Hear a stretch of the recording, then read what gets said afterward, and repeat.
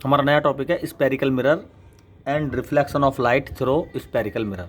तो सबसे पहले बात करेंगे कि ये स्पेरिकल मिरर क्या होता है। तो ये एक बल्ब का, ग्लास बल्ब का कटिंग पार्ट होता है। ग्लास बल्ब जैसे इलेक्ट्रिक बल्ब का नीचे वाला पोर्शन होता है स्पेरिकल शेप में, ऐसे ही अगर हम कोई ग्लास बल्ब ले लें, ये कोई ग्लास बल्ब है और ये इसका सेंटर है, ये इसकी रेडियस है। तो इसका जो कटिंग पार्ट, ये मैंने 2 पॉइंट बना दिए इस पर, एम और एन।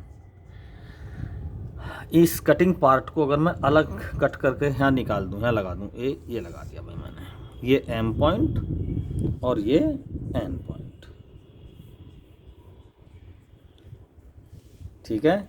ये एम एन पोर्शन है और इसको मैं दोबारा कर कॉपी कर रहा हूँ, एम एन, ठीक है। अब की बार पॉलिश मैंने इधर कर दी इसमें, तो इसकी 2 कंडीशन बन गई ना, एक बार पॉलिश आउटर सरफेस पर है और एक बार इनर सरफेस है। अगर आउटर सरफेस पर पॉलिश हो जाती है तो ये हो जाता है कॉनकेव मिरर,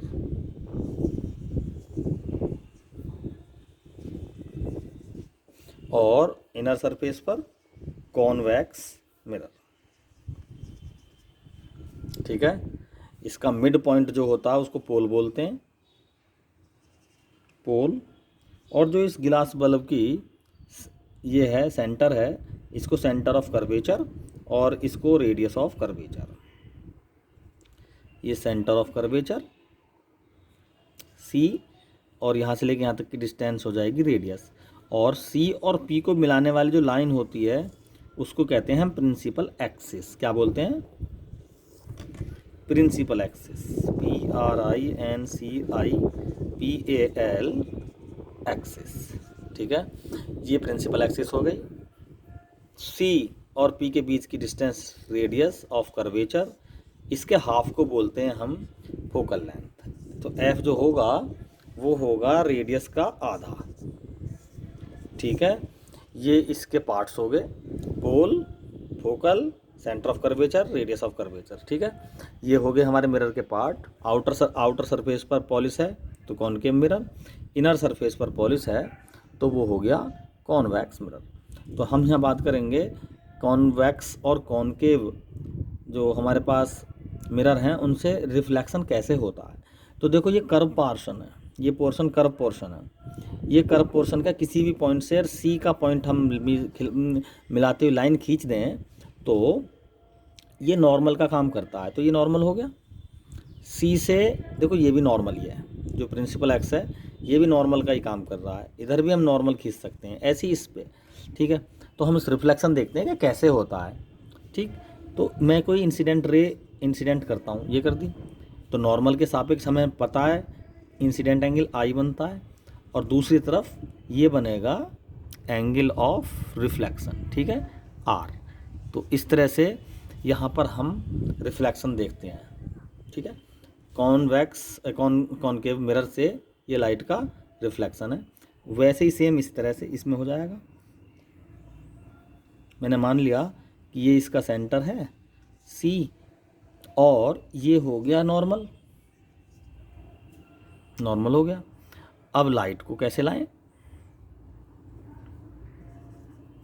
ये लाइट आई जी, इसकी चिकना सरफेस तो ये वाला है ना, ये चिकना सरफेस है, स्मूथ सरफेस। तो यहाँ पे अगर हम इंसिडेंट रे ये लाए तो ये आई एंगल बन गया, तो नॉर्मल रिफ्लेक्शन तो ऐसे होगा, ये तो ये एंगल ऑफ रिफ्लेक्शन हो गया आर। अब डॉट डॉट करती हुई लाइट्स को ये किसी भी पॉइंट पर हम इसको कट कर सकते हैं। अगर ये पैरेलल है तो ये एक स्पेसिफिक पॉइंट होगा फोकल, जो हम आगे एक्सप्लेन करेंगे पाथ ऑफ रिफ्लेक्टेड रेज की फॉर्म में, ठीक है। तो ये है भाई इसके कॉनकेव और कॉन्वेक्स मिरर से रिफ्लेक्शन कैसे होता है। तो रिफ्लेक्शन समझने के लिए हमें सी और किसी भी पॉइंट कर्वेचर के मिला के नॉर्मल बनाना है, और इंसिडेंट रे आई एंगल और वो बराबर ही एंगल ऑफ रिफ्लेक्शन बन जाएगा दोनों केसेस में। तो अब हमारा नेक्स्ट टॉपिक हो जाएगा इसमें पाथ ऑफ रिफ्रैक्टेड रे through spherical mirror. Path of refracted रे थ्रू स्पेरिकल मिरर। तो भाई स्पेरिकल मिरर से रिफ्लेक्टेड रे के कितने पाथ होंगे? तो फर्स्ट पाथ होगा, देखो ये है हमारा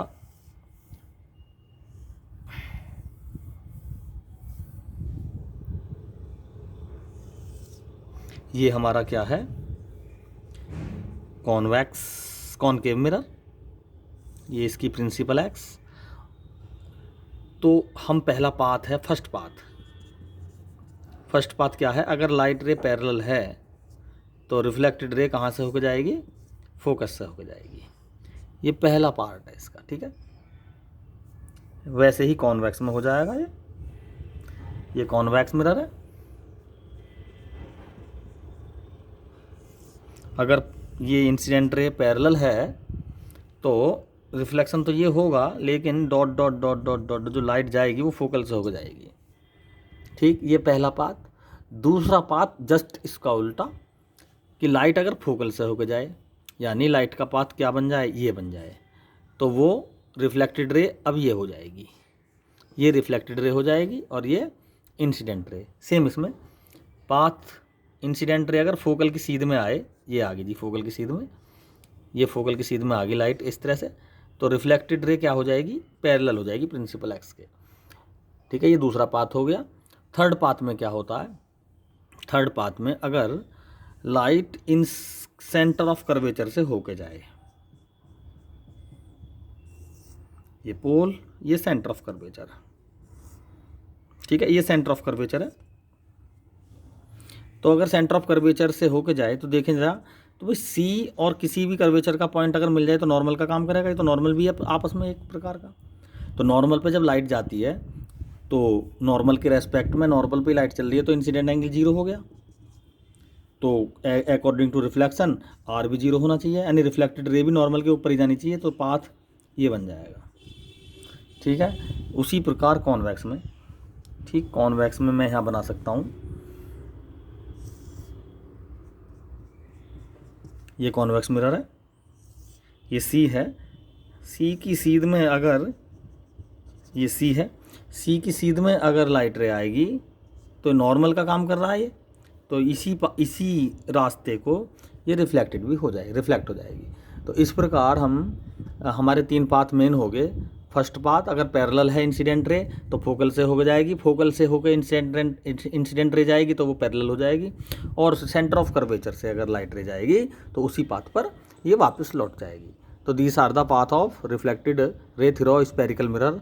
हमारा नेक्स्ट वीडियो में हम बताएंगे image formation by spherical mirror. Thank you.